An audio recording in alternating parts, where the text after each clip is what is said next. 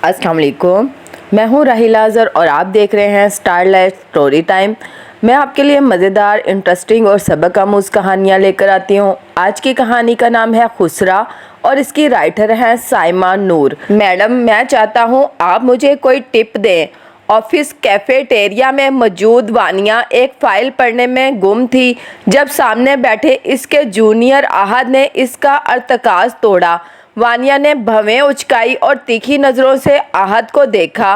Well, तुम्हारी काम से दयानत ही सबसे बड़ी टिप है, तौक़ुफ़ के बाद इसने कहा था। बेहद साफ गंदमी रंगत चेहरे पर बेतहाशा कशिश लिए वानिया की भूरी आंखों काजल से सजी हुई थी। भूरे बालों की सारी दिलकशी जूड़े में लिपटी हुई थी।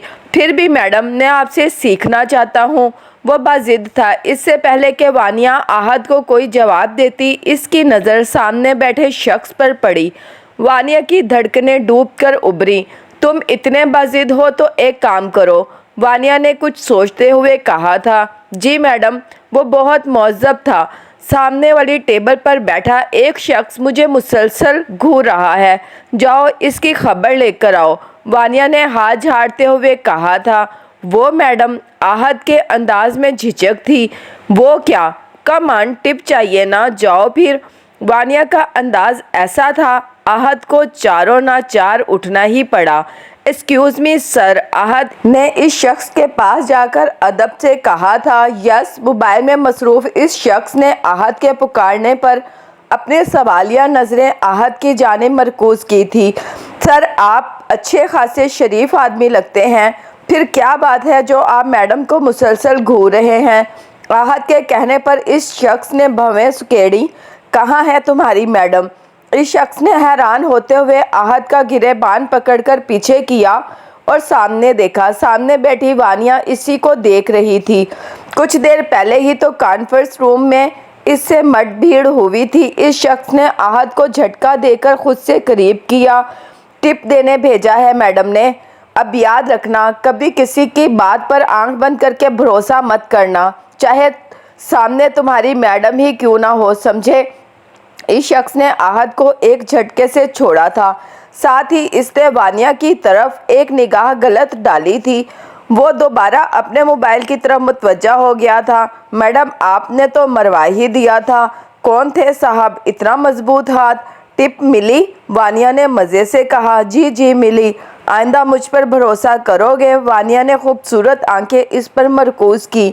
वो हाँ नहीं या वो कंफ्यूज हो गया कि हाँ कहे या ना। जानते हो कौन है वो? वानिया ने गहरी नज़रों से इसे देखा। नहीं। आहद अभी भी ताज्जुब में था। वो हमारे नए इंचार्ज हैं, हमारी तरह वो भी आज ही यहाँ ट्रांसफ़र हुए हैं। कुछ देर कबल होने वाली मीटिंग में ही वानिया ने इसको देखा था। मीटिंग सिर्फ सीनियर्स की थी, इसीलिए आहद लाइलम था। अब वो आहद के चेहरे पर आते जाते तासुरात को छोड़कर उसे देख रही थी। स्याह घुंघराले बाल हमेशा की तरह सलीके से जमे थे। वो बात करता या मुस्कुराता, दोनों गालों पर सीधी खिंची लकीर गहरी हो जाती, जो इसकी दिलकशी में कई गुना इजाफा करती। वो पहले से भी कहीं ज़्यादा हैंडसम दिखता था। वानिया ने बेइख्तियार सर्द आह भरी थी। दुल्हन बनी जुगनू शदीद इज़्तिराब में मुसलसल हाथों को उलझाए हुए थी। शादी वाले घर की मखसूस हलचल और शोर शराबा अब गहरे सकूत में बदल चुका था। हफ्सा आपा, ज़ुबिया भाभी इसे सुबह आने का कह कर गई थी। सबसे आखिर में बाबा भी ज़ुहैब ज़यान के साथ घर चले गए थे। एक चांद था यहाँ, अगर वो यहाँ का मकीन ना होता तो शायद वो भी जा चुका होता। गोया सब अपना अपना बोझ उतार कर इन दोनों को इनके हाल पर छोड़कर जा चुके थे। जैसे इन सब को यकीन था कि अब सब ठीक हो जाएगा। रात गए चारों नाचार वली अहमद कमरे में दाखिल हुआ तो जुगनू की तमाम हसासियत बेदार हो चुकी थी। वली ने एक उचटती निगाह जुगनू पर डाली। इसकी पेशानी पर तफक्कर का जाल बिछा था। इसने जबड़े को सख्ती से भींचा और गहरी सांस ली। इस शादी के खिलाफ मेरी तमाम तर कबाहतें गुरेज तुम अच्छी तरह जानती हो, है ना? जुगनू खामोश रही। इन सब बातों के अलावा भी अगले 10 साल तक शादी कभी भी मेरे करने वाले कामों में शामिल नहीं थी। ولی بتا کر پھر رکا تھا۔ جگنو سانس روک کے سن رہی تھی۔ وہ ہمیشہ سے اتنا ہی صاف گو تھا۔ یہ گھر تمہارے لیے نیا نہیں ہے، تم جو چاہو وہ کمرہ لے سکتی ہو، ولی نے اپنی بات جاری رکھتے ہوئے کہا تھا۔ جگنو اس کی فراخ دلی پر کلس کر رہ گئی۔ سبکی کے احساس نے اندر تک کچل ڈالا تو اس شادی میں ولی کی مرضی شامل نہیں تھی۔ آج تم یہاں رہ سکتی ہو۔ جگنو آج کی رات ملی اس رعایت پر اش اش کر اٹھی۔ آج بھی ولی کا دل جگنو کے لیے کسی گم گشتہ جزیرے پر دفن خزانے کی مانی تھا، جس تک پہنچنے کا کوئی سراغ جگنو کے پاس نہ تھا۔ ولی نے باہر برآمدے میں آ کر بتی جلائی تو اسے وہیں ایک کرسی پر براجمان چاند نظر آیا۔ ولی چاند کو نظر انداز کر کے آگے بڑھ رہا تھا کہ چاند اس کے روبرو آیا۔ کہاں جا رہے ہو اس وقت؟ چاند کی نگاہوں کا مفہوم ولی اچھی طرح سمجھ رہا تھا۔ کہیں نہیں جا رہا، یہیں ہوں، ولی نے اطمینان سے جواب دے کر سگریٹ سلگائی تھی۔ کیا تمہیں یہاں ہونا چاہیے؟ چاند نے زور دے کر ولی سے دو معنی سوال کیا۔ تم مجھے یہیں تک ایموشنل بلیک میل کر سکتے تھے چاند، بس یہیں تک۔ ولی نے چاند کی آنکھوں میں دیکھتے ہوئے اپنی بات پر زور دیا تھا۔ افسوس مجھے علم نہیں تھا کہ تم یوں بھی کر سکتے ہو ولی۔ اچھا نہیں کر رہے؟ چاند کی آواز پست اور دھیمی تھی۔ مجھے اچھا بننے کا کوئی شوق نہیں ہے، تم کافی ہو، بس اتنی مہربانی کرو کہ اپنی اچھائی اپنے تک رکھو، مجھے مجبور مت کرو۔ ولی کا لہجہ سپاٹ تھا۔ اس سے پہلے کہ چاند مزید کچھ کہتا، ولی اسے نظر انداز کرتا ہوا ڈے بیڈ پر دراز ہو گیا۔ چاند تعصب سے نفی میں سر ہلاتے ہوئے وہیں بیٹھ چکا تھا۔ ولی کچھ دیر میں ہی غافل ہو کر گہری نیند میں تھا۔ ولی کب اتنا بے حس ہوا؟ چاند نے اسے اطمینان سے سوتا دیکھ کر سوچا تھا۔ جگنو کے دل پر کیا گزری ہوگی پتہ نہیں، اس سے کیا کہا ہوگا اس نے؟ چاند سوچنا بھی نہیں چاہتا تھا۔ جگنو، چاند اور ولی۔ چاند کو ماضی میں ہوئی ہر بات ازبر تھی۔ مغرب ہوتے ہوتے جگنو نے کچن کا تمام سامان کیبنٹ میں جما دیا تھا اور ایک طائرانہ نظر کچن پر ڈالتے ہوئے باہر برآمدے میں آئی تھی۔ بہت دیر ہو چکی تھی، اب اسے گھر جانے کی فکر ستانے لگی تھی۔ کیا کرنا چاہیے؟ چاند کے اٹھنے کا انتظار کرے یا ایسے ہی نکل جائے؟ ابھی وہ سوچ ہی رہی تھی کہ چاند کمرے سے نکلا تھا۔ جگنو، تو یہی ہے؟ سوری، میری آنکھ لگ گئی تھی، چل تجھے چھوڑ آتا ہوں۔ چاند نے برآمدے میں موجود واش بیسن میں ہاتھ منہ دھوتے ہوئے اس سے کہا تھا۔ شفٹنگ کے باعث جگنو آج صبح سے یہاں موجود تھی۔ ولی اور چاند کی مدد کے لیے وہ ان دونوں کے منع کرنے کے باوجود نہیں مانی تھی۔ صوفے پر پاؤں پھیلائے بیٹھی جگنو نے چاند کی بات سن کر اثبات میں سر ہلایا تھا۔ دروازہ کھلنے کی آواز پر جگنو نے نظر اٹھا کر دیکھا تو ولی گھر میں داخل ہوا تھا۔ دروازہ مقفل نہیں تھا۔ ہیلو ایوری ون، ولی نے ایک ساتھ دونوں کو مخاطب کیا تھا، ہاتھ میں تھامے مختلف ریڈی ٹو کک میل سے بھرے مختلف پیکٹس کاؤنٹر پر رکھے۔ ہاتھ منہ دھو کر فریج سے پانی کی بوتل نکال کر پانی پیا۔ جگنو گھر نہیں گئی ابھی تک؟ ولی نے بھی جگنو سے یہی سوال کیا تھا۔ میری آنکھ لگ گئی تھی، ابھی اٹھا ہوں، بس چھوڑنے جا رہا ہوں، جگنو کے بجائے چاند نے جواب دیا تھا۔ رکو، میں سموسے اور ڈونٹس لایا ہوں، میں چائے بناتا ہوں، پھر چھوڑ آنا اسے۔ ولی نے سموسے اور ڈونٹس کے لفافے چاند کی طرف بڑھاتے ہوئے کہا تھا۔ ٹھیک ہے۔ چاند لفافے تھام کر وہیں بیٹھ گیا تھا۔ اب جگنو اور چاند سموسوں سے انصاف کرتے ہوئے دنیا مافیا سے بے خبر ہو کر اپنی پورے دن کی مصروفیات ایک دوسرے کے گوش گزار رہے تھے۔ ولی نے چائے تپائی پر رکھی اور خود لا تعلق سا بنا وہیں بیٹھ گیا۔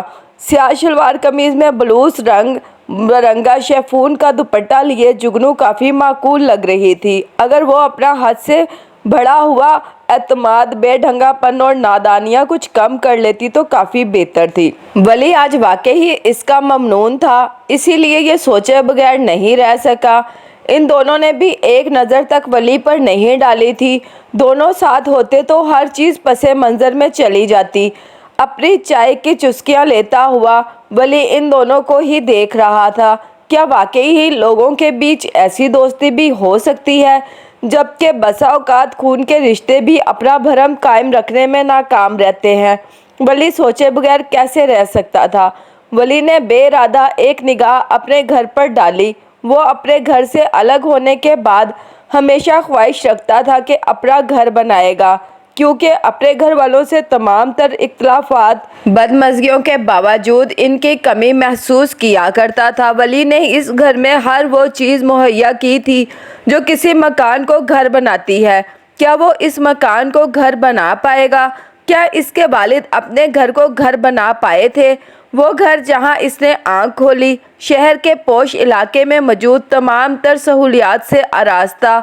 इसका वो घर जहां इसके माँ बाप और 6 बहन भाई मिलकर भी इस घर को घर बनाने और इस घर के सबसे कमज़ोर मकीन को तहफ़्फ़ुज़ देने में नाकाम ठहरे थे।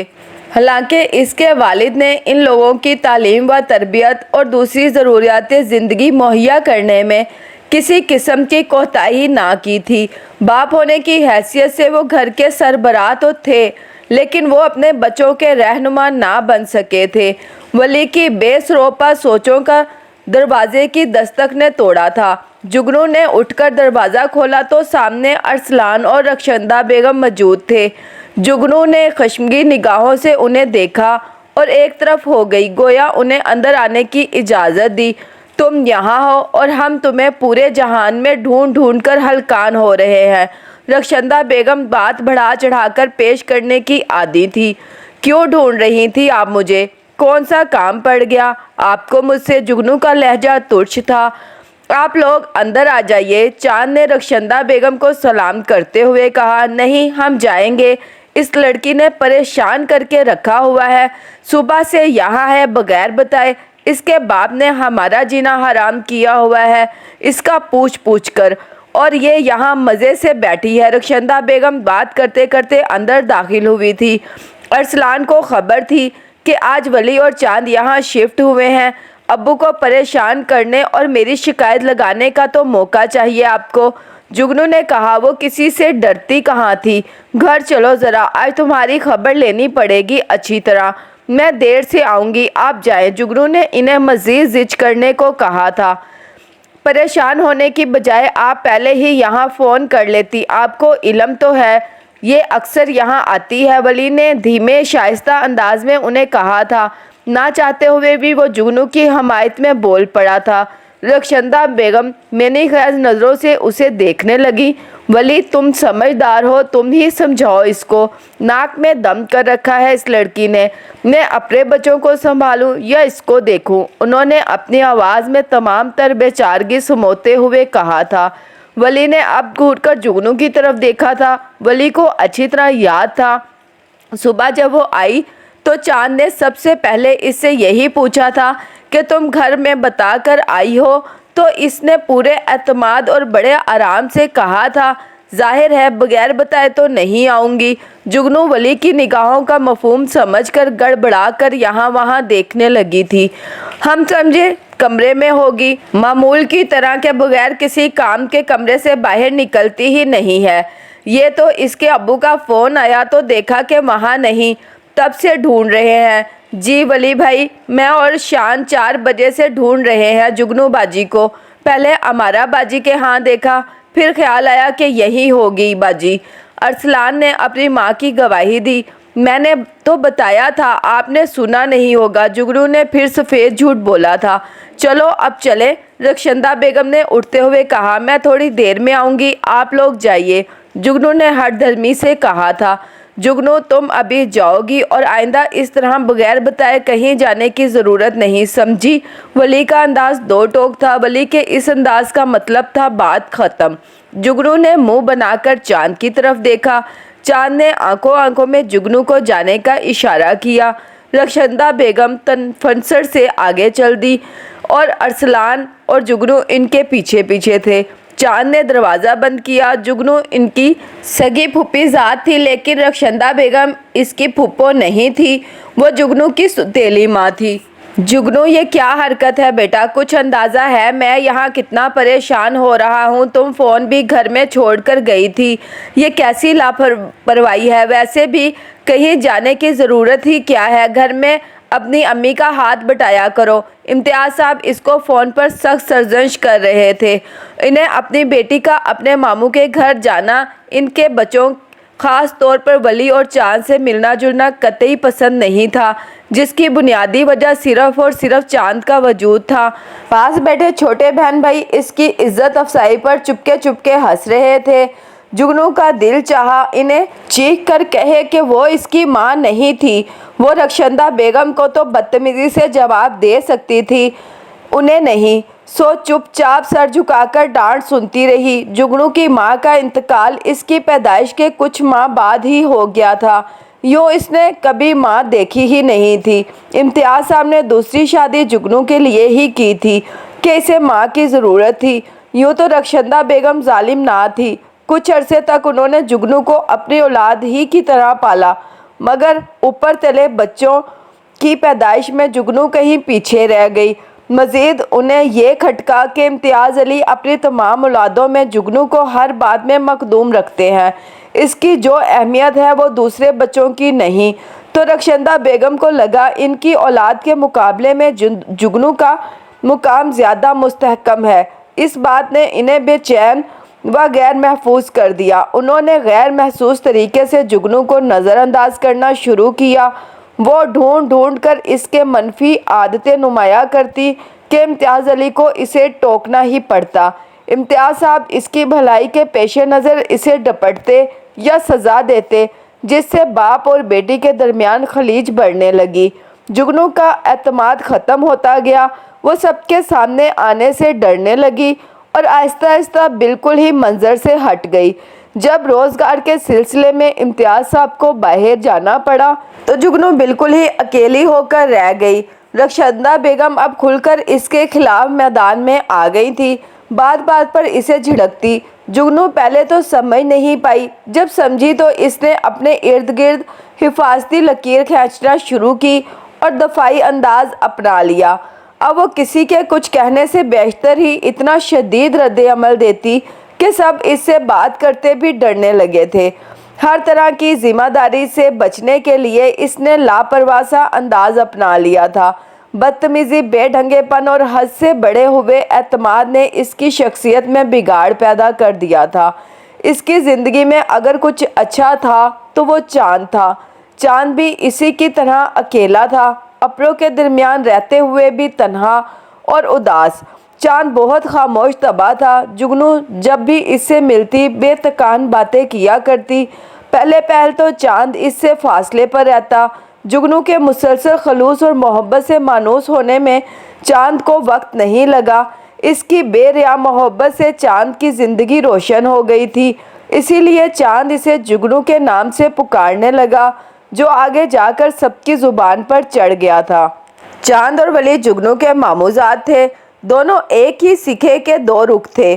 وہ دونوں جڑواں بھائی تھے۔ چاند کا تعلق ایک ایسی جنس سے تھا جس کا شمار نہ مردوں میں ہوتا تھا نہ ہی عورتوں میں۔ ولی ایک ایسا چاند تھا جس پر چاند نام کا گرہن پیدائش کے ساتھ ہی لگ گیا تھا۔ ان کے والد چاند کو دیکھ کر ولی کی بھی خوشی نہیں منا سکے تھے۔ چاند کو بھی اپنے گھر میں وہ پیار توجہ نہیں مل سکا تھا جو ایک نارمل بچے کو ملتا ہے، جو اسی گھر میں ولی کو ملتا تھا۔ ولی بچپن سے ہی بہت حساس تھا، اسے گھر میں ملنے والی محبت کی تفریق کا یہ دوہرا رویہ سخت ناپسند اور نامنظور تھا۔ ولی اپنے باقی بہن بھائیوں کی طرح حالات پر بھی کبھی سمجھوتا نہیں کر سکا۔ وہ ہمیشہ اس بات پر کڑتا کہ چاند کے ساتھ یہ مساوی سلوک کیوں؟ بہن بھائیوں کا رویہ بے حد ہیتک آمیز تھا، مگر ہمیشہ سے ایسا نہ تھا۔ پہلے پہل وہ سب چاند سے بھی ویسی ہی محبت سے پیش آتے تھے جو اس کا حق تھا۔ آہستہ آہستہ گزرتے وقت کے ساتھ ساتھ جب سب کو ادراک ہوتا گیا کہ چاند ایک نارمل بچہ نہیں ہے بلکہ اس کا تعلق ایک ایسی جنس سے ہے جسے بہت حقارت کی نظر سے دیکھا جاتا ہے، معاشرے کی ناہمواریوں، بدسلوکیاں کسی سے ڈھکی چھپی نہ تھی۔ چاند کے جرم کی سزا صرف چاند کو ہی نہیں باقی بہن بھائیوں کو بھی طعنے، تشنع، امتیازی سلوک اور قطع تعلقی سے ملتی، جس سے ان کے دل میں چاند کے لیے نفرت پیدا ہوتی گئی۔ چاند سے نفرت کی دوسری سب سے بڑی وجہ بہنوں کے رشتوں میں ہونے والی رکاوٹ تھی۔ رہے ماں باپ تو وہ اسی معاشرے کا حصہ تھے، انہیں یہیں رہ کر باقی بچوں کی ذمہ داری بھی نبھانی تھی۔ ابرار صاحب نے اپنے سالے امتیاز علی کے کہنے پر چاند کو ایک خاص عمر تک پہنچنے پر ایک اسی جنس کی بہت اچھی جماعت کے حوالے کر دیا تھا۔ ابرار ہر ماہ چاند کی دیکھ ریکھ اخراجات کے لیے ایک مخصوص رقم ان کے حوالے کرتے تھے۔ وہ چاند کا پورا خیال رکھتے۔ ولی یہ سب قبول نہیں کر سکا تھا۔ یہیں سے اس کی اپنے والد اور پھوپھا امتیاز سے رنجش کی ابتدا ہوئی۔ جڑواں ہونے کی وجہ سے اسے چاند سے خصوصی لگاؤ تھا۔ وہ چاند کے ساتھ رہنا چاہتا تھا۔ ابرار احمد بیٹیوں کے رشتوں میں پیدا ہونے والی رکاوٹوں کو مد نظر رکھتے ہوئے کسی سے چاند کا ذکر تک نہ کرتے تھے۔ ولی اس بات پر بھی بہت کڑتا۔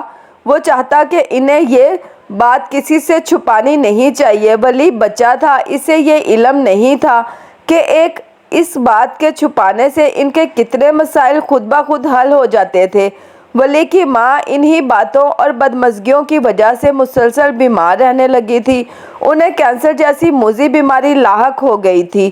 ان کے گھر میں امتیاز علی کا کردار بے حد اہم تھا۔ وہ ہر دکھ میں ابرار احمد کے شانہ بہ شانہ کھڑے ہوئے۔ خاص طور پر جب سعدیہ بیمار تھی، وہ ولی کو سمجھاتے کہ وہ کتنی بیمار ہے، وہ ان کا خیال کرے اور حالات کو قبول کرے، اس میں سب کی بہتری ہے۔ ہر طرح سمجھانے پر بھی ولی اپنی والدہ کے آخری وقتوں میں چاہتے ہوئے بھی ان کے قریب نہیں رہ سکا۔ ولی اپنی ماں کی بے بسی نہیں جانتا تھا کہ وہ خوش نہیں ہے، بلکہ مصلحتاً خاموش تھی۔ ولی ان سب باتوں کو سمجھنے کے لیے بہت چھوٹا تھا۔ اسے صرف چاند مظلوم نظر آتا تھا، باقی سب اسے مجرم لگتے تھے۔ سعدیہ بیگم کو چاند کی جدائی کے بعد ولی کی بے رخی اندر ہی اندر کھاتی رہی۔ ایک دن بہت خاموشی سے انہوں نے اس دنیا سے منہ موڑ لیا۔ ان کے جانے کے بعد ولی کو معلوم ہوا کہ اس گھر میں اپنی ماں کے بغیر وہ کتنا ادھورا تھا۔ اب باقی بہن بھائی کھل کر اس کی بھی مخالفت کرتے۔ وہ چاند سے ملنا چاہتا تھا، ہر کوئی اعتراض کرتا۔ بڑے زبیر بھائی کی شادی کا وقت ہوا تو ولی نے پھر وہی سوال اٹھایا۔ باقی سب کی طرح زبیر کی بیوی سے بھی چاند کو چھپایا گیا۔ حفصہ آپا کی منگنی پھوپھا کی دوسری بیوی کے بھائی سے طے ہوئی تھی تو سب ٹھیک تھا۔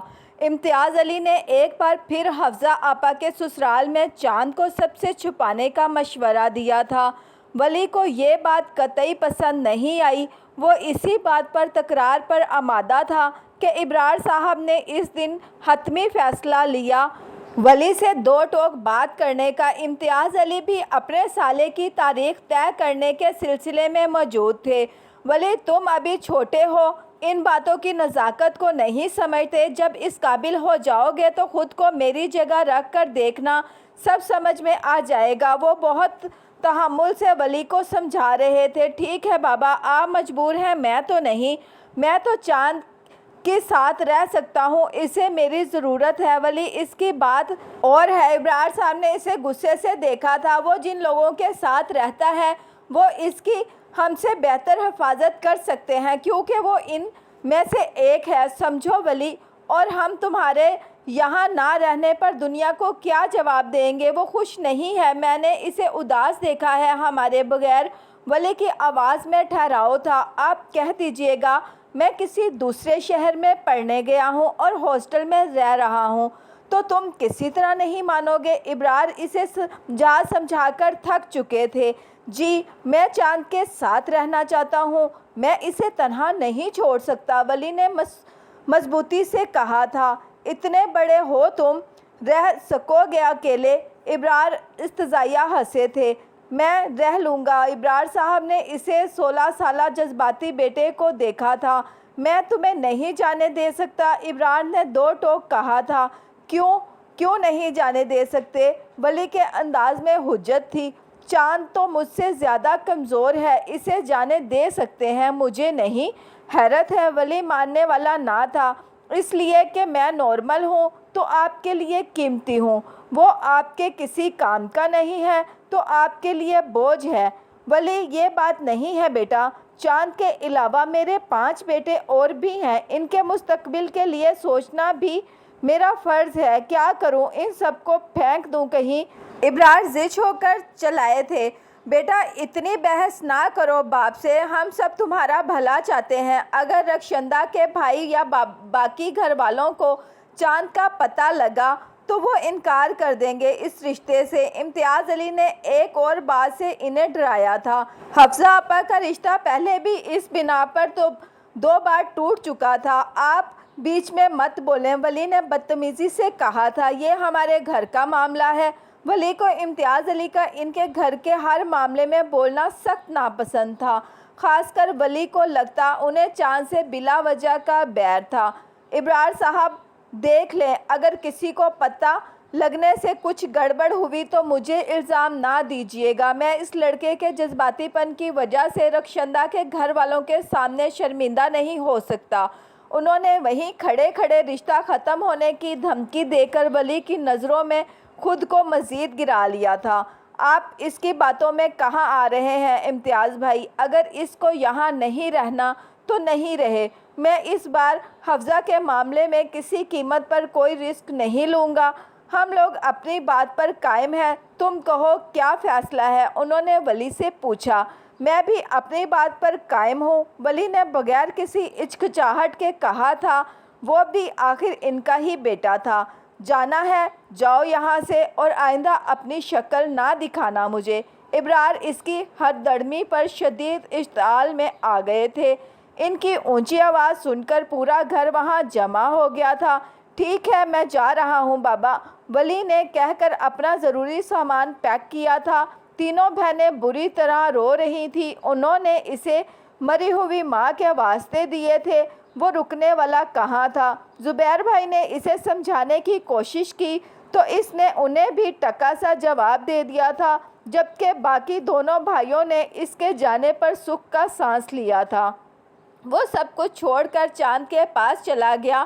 چاند نے ولی کی آمد پر اسے سخت سرزش کی، اسے سمجھایا کہ اس کی زندگی کس قدر مشکل ہے، واپس جانے کو کہا، مگر ولی ساری کشتیاں جلا کر آیا تھا۔ ولی کو لگتا تھا کہ امتیاز علی محض مفروضوں اور ولی کی پرخاش میں یہ سب باتیں کر رہے تھے، لیکن ان کی بات کسی حد تک ٹھیک بھی تھی۔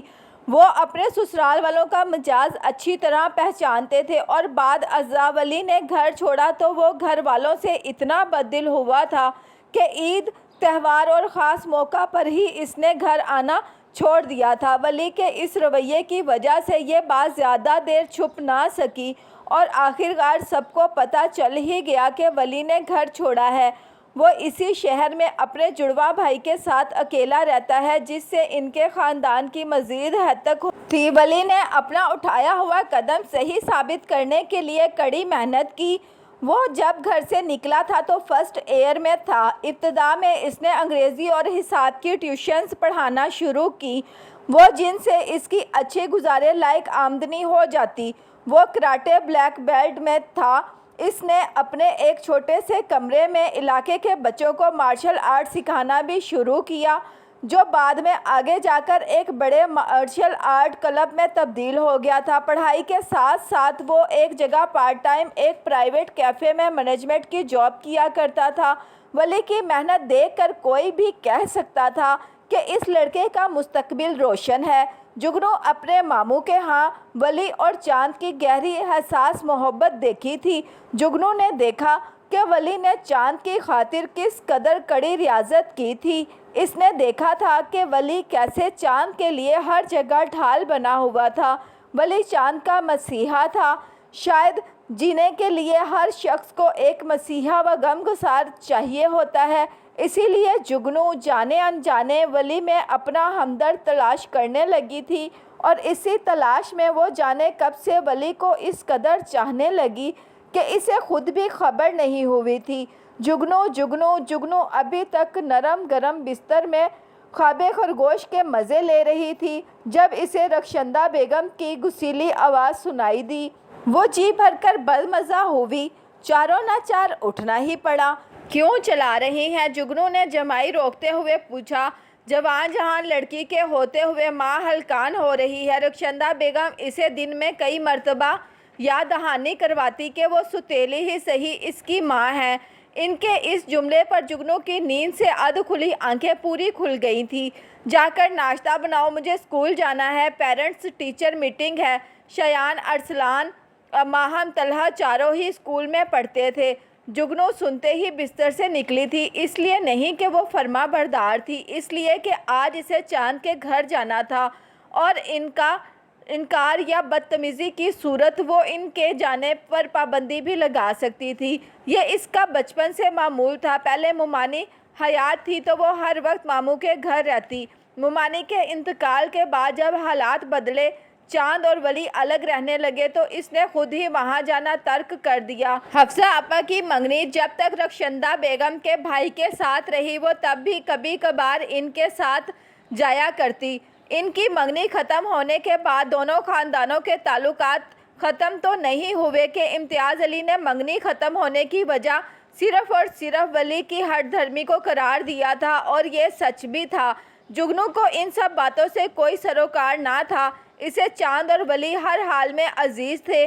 خاندان میں ان دونوں کو جو ہیں جیسے ہیں کی بنیاد پر قبول کرنے والی وہ پہلی انسان تھی۔ وہ ماموں کے بجائے چاند کے گھر جانے لگی۔ امتیاز صاحب روزگار کے سلسلے میں بیرون ملک گئے تھے، انہیں اس کے وہاں جانے کی خبر نہ ہوئی۔ رخشندہ بیگم سب جانتے ہوئے بھی امتیاز علی کے علم میں نہ لائیں کہ وہ اس بہانے گھر سے کہیں جاتی تو تھی، وہ ہوتی تو گھر پانی پت کا میدان بنا رہتا۔ چاند پرائیویٹ تعلیم حاصل کر رہا تھا، سو ہر وقت گھر پر ہوتا۔ چاند اپنی ہر کیفیت جگنو سے بانٹتا، وہ باتیں جو وہ کسی اور کے سامنے نہیں کر سکتا تھا وہ بڑے آرام سے جگنو سے کیا کرتا۔ وہ جگنو کو بتایا کرتا کہ کیوں وہ لوگوں کا سامنا کرنے سے گھبراتا ہے، اس کی بڑھتی عمر کے ساتھ بدلتی وضاحت اسے کیا کیا مشکل درپیش آتی ہے۔ جگنو اس کا دھیان بٹاتی، اسے سمجھاتی کہ یہ سب زندگی کا حصہ ہے، زندگی میں کوئی مکمل نہیں ہوتا۔ جگنو اور چاند ایک دوسرے کے لیے دائرہ سکون کی حیثیت رکھتے تھے۔ وہ دونوں ساتھ مل کر کوکنگ شو دیکھا کرتے، کھانے کی مختلف تراکیب مل کر بناتے۔ چاند اور جگنو کی دوستی دیکھ کر ولی بھی خاموش رہتا کہ چاند سے بے حد محبت کرنے کے باوجود بھی ولی اور چاند کے بیچ ایک فاصلہ تھا، کیونکہ ولی دوست سے زیادہ اس کا ناصح تھا۔ ولی کو لگتا چاند کو دوست کی ضرورت ہے، اسی لیے جگنو کے تمام تر بچپنے کے باوجود اس نے کبھی ان دونوں کو ملنے سے نہیں روکا تھا۔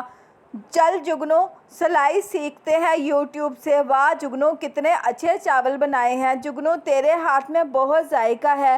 جگنو تو پھپھو کی طرح دکھنے لگی ہے۔ جگنو تو کتنی پیاری لگ رہی ہے، آ تیری نظر اتاروں۔ ولی کبھی گھر میں ہوتا تو چاند کے یہ الفاظ اکثر کانوں میں پڑتے، وہ کفت سے سر ہلا کر رہ جاتا یا کبھی زیر لب مسکرا دیتا، اور کبھی وہ بے اختیار جگنو کو دیکھتا، کیا وہ واقعی ہی پھپھو جیسی دکھتی ہے اور اتنی پیاری ہے کہ اس کی نظر اتاری جائے۔ ولی کچھ بھی سوچتا، چاند کو اپنی چھوٹی سی دوست بہت عزیز تھی۔ ہر چیز معمول پر ہی تھی کہ ایک دم جگنو میں کچھ تبدیلیاں رونما ہوئی، چاند کی نظر سے چھپ نہ سکی۔ اب اس کے دل میں چھپی چاہت اس کے ہر انداز سے جھلکنے لگی تھی، وہ ہر وقت کھوئی کھوئی رہتی تھی۔ ولی گھر پر نہیں ہوتا تو چاند کو اس کی نگاہیں کسی کو کھوجتی ہوئی سی محسوس ہوتی۔ چاند نے کئی بار پوچھا کہ اسے کیا ہوا ہے، جگنو نے کچھ نہیں کہہ کر ٹال دیا۔ اس کے جواب سے چاند مطمئن نہیں ہو سکا تھا۔ جگنو کے الجھے رویے سے پریشان ہو کر چاند نے کئی بار اسے کریدا تو وہ پھوٹ پھوٹ کر تو کیوں رو رہی ہے، کیا ہوا ہے؟ چاند مزید تشویش میں مبتلا ہو چکا تھا۔ چاند میں جگنو جھجک جھجک کر چپ ہوئی تھی۔ ہاں کیا؟ چاند وجہ جاننے کے لیے بے چین تھا۔ چاند میں اس کے بغیر نہیں رہ سکتی، یہ جگنو نے اٹک اٹک کر کئی بات ادھوری چھوڑ دی تھی۔ چاند کیسے سمجھ سکتا تھا؟ اس کے تو وہم و گمان میں بھی نہ تھا۔ کس کے بغیر نہیں رہ سکتی؟ چاند نے پوچھتے ہوئے دل میں دعا کی کہ وہ ہو نہ ہو جو سمجھ رہا ہے، ولی کے بغیر نہیں رہ سکتی۔ جگنو نے بہت مشکل سے یہ لفظ ادا کیے تھے، وہ یہ بوجھ اٹھائے اٹھائے تھک چکی تھی۔ یہ کیا کہہ رہی ہو جگنو؟ چاند کو لگا اس نے کچھ غلط سنا ہے، وہ اتنا حیران تھا کہ اسے اپنے محسوسات بیان کرنے کے لیے الفاظ نہیں مل رہے تھے۔ ہاں چاند، میں ولی کے بغیر نہیں رہ سکتی، इनफ चांद ने सर पकड़ लिया। ये कैसे हो गया? वो जानता था कि इस लड़की के अंदर तो अनाई व जहानत का एक तूफान था जिसकी सिमत का तयन करने वाला कोई ना था। इसीलिए सही रास्ता ना मिलने पर वो यहाँ वहाँ भटक रही थी। चांद को तासफ ने आन गहरा, ठीक है, मोहब्बत भी कोई अनहोना जज्बा नहीं, होने को हो गया, लेकिन वली और जुगनू दोनों यकसर एक दूसरे के उलट थे। एक मशरिक और मगरिब, एक ज़िंदगी को मुकम्मल संजीदगी और ज़िम्मेदारी से बरतने वाला तो दूसरा जिसे अपनी ज़िंदगी की परवाह नहीं थी। उम्मीद करती हूँ आपको ये फर्स्ट पार्ट अच्छा लगा होगा। सेकंड और लास्ट पार्ट के साथ फिर हाजिर होंगे। अल्लाह हाफिज़।